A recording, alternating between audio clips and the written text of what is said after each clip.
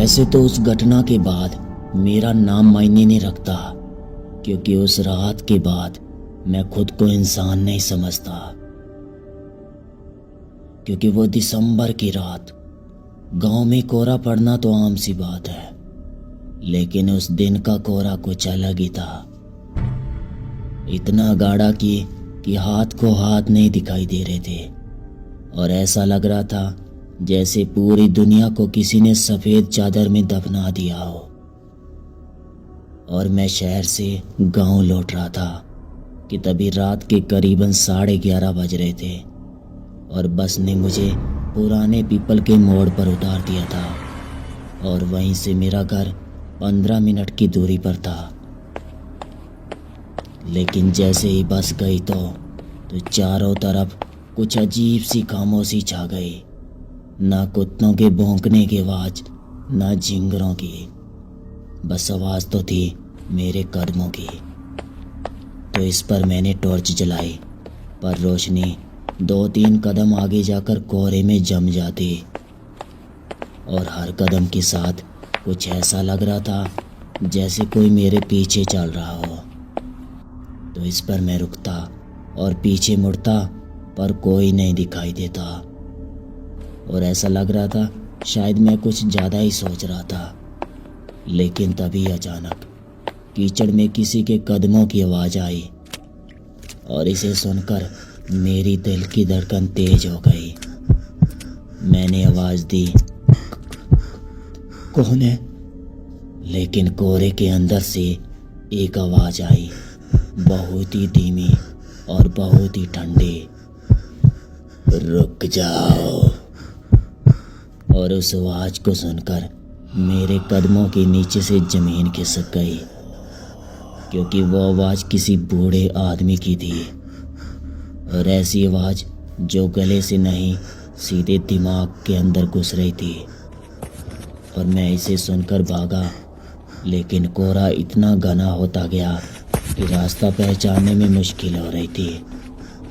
कि तभी मैं अचानक से एक जगह पर रुक गया, पर सामने देखा तो वही पुराना कुआं जिसके बारे में गांव में कहा जाता था कि कई साल पहले एक आदमी कोहरे की रात उसमें कूद गया था, और आज तक वह नहीं मिला।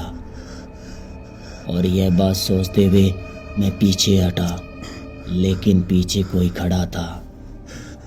मैंने टॉर्च की रोशनी में देखा, पर जो भी मैंने देखा था वो आज भी मेरी नींद छीन लेता है, क्योंकि मेरे पीछे एक आदमी पूरी तरह भीगा हुआ और कपड़ों से पानी टपक रहा था।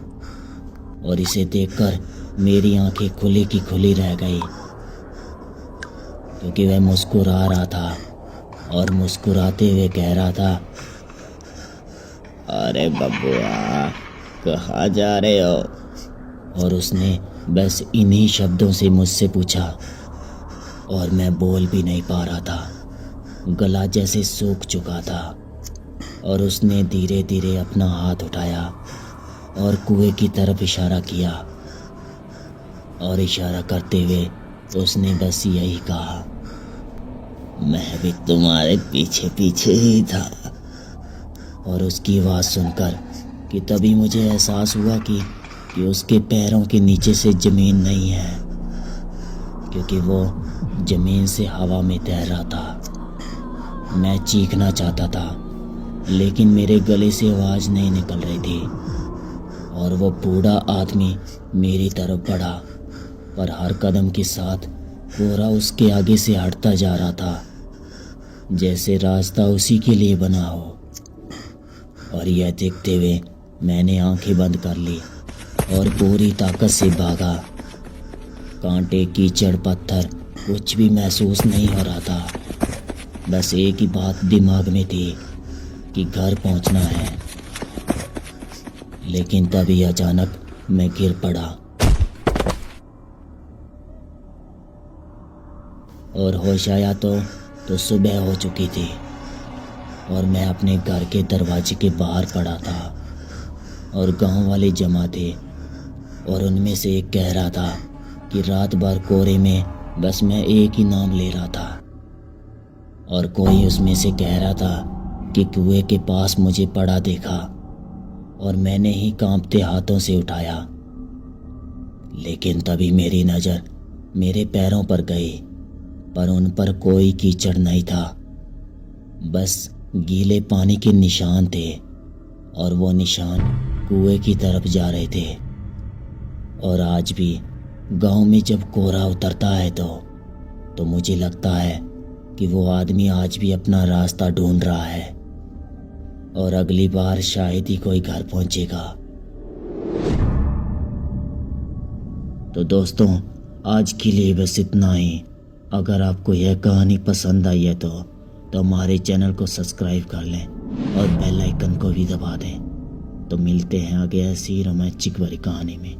तब तक के लिए goodbye and take care.